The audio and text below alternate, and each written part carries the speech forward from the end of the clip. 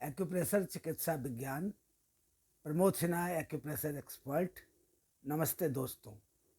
आज हम अंगुलियों के द्वारा विभिन्न प्रकार की बीमारियों का उपचार करने के तरीके पर प्रकाश डालने जा रहा हूं।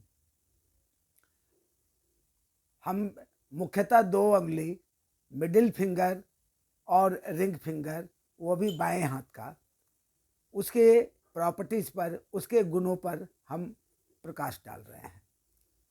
जो मिडिल फिंगर है उसे हम मेटाफिजिकल जो एलिमेंट होता है, जिसको हम दिशा कहते हैं, उसका प्रतिनिधित्व मिडिल फिंगर करता है।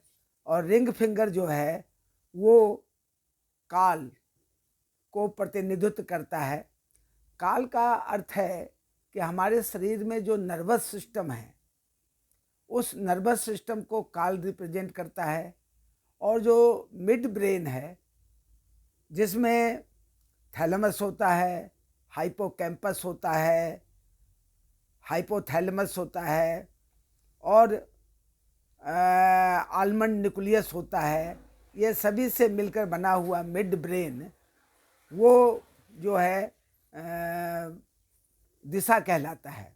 दिशा के लिए ये समझना ज़रूरी है कि कोई भी जो डेवलपमेंट होता है, अगर उसमें दिशा तय नहीं हो तो डेवलपमेंट हो ही नहीं सकता। जैसे अगर पेड़ को बढ़ना है तो ऊपर की ओर बढ़ेगा, उसका डायरेक्शन तय है।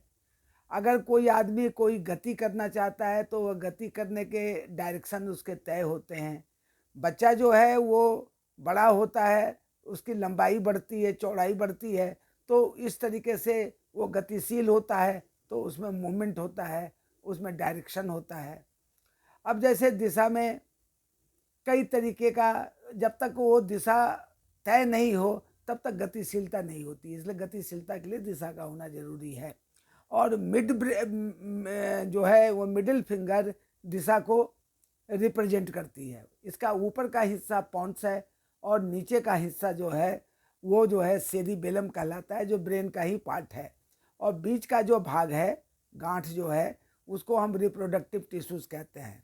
तो इस तरीके से अगर हम गौर से देखें तो ये जो पॉन्स वाला जो ये फिंगर है, मिडिल फिंगर, इसको रोटेट करने से कब्ज, भूख न लगना, उल्टी, अनिद्रा, बुखार, पेट में दर्द, श्वास कष्ट, तनाव, गर्दन का दर्द, हिचकी, इन तमाम बीमारियों में इस उंगली को रोटेट कर कर लाभ उठाया जा सकता है।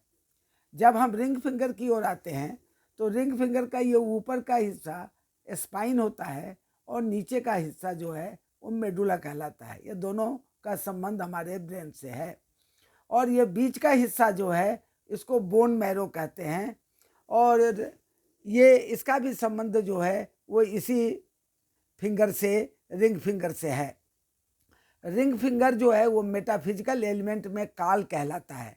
अब आप देखिए, जैसे बाल्यावस्था, युवावस्था, प्रौढ़ावस्था, वृद्धावस्था, निद्रा काल, भोजन का काल, अध्ययन का काल, प्रातः काल, सायंकाल, रात्रि काल, दिन, पहर, घंटा, मिनट, सेकंड, क्षण, सब में बटा हुआ है हमारा जीवन। यानी काल से हम कभी भी छुटकारा नहीं पा सकते। ये पूरे शरीर में फैला हुआ है, नर्वस सिस्टम है।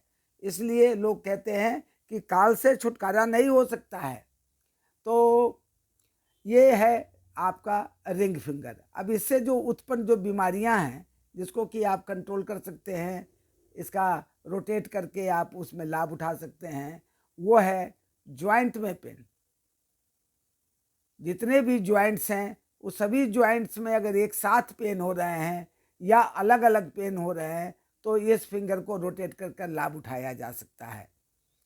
चाहे ये डायबिटीज, पल्पिटेशन, खुजली, दांत में दर्द, गम्स में स्वेलिंग, सियाटिका का दर्द, सिर दर्द, शरीर में सूजन और कान में मवाद, ये सारी जो बीमारियां हैं, इसका मात्र इलाज आपको रिंग फिंगर को रोटेट करने से हो जाएगा। फिंगर नंबर, मिडिल फिंगर और रिंग फिंगर, ये दोनों से संबंधित कुछ बीमारियां हैं, जैसे कान में आवाज़ आना, चक्कर, मोटापा, कमजोरी, उल्टी, शरीर में गांठें, अवसाद, गैस और स्नोरिंग, हिकअप, हाई बीपी, ये सब जो बीमारियां हैं, ये दोनों फिंगर को बारी बारी से रोटेट करके हम इसमें लाभ उठा सकते हैं। तो इस तरीके से आपने देखा कि आपके बाएं हाथ का कि पांचों अंगुलियां, जिसमें एक अंगूठा शामिल है, अंगूठा को हम आत्मा कहते हैं,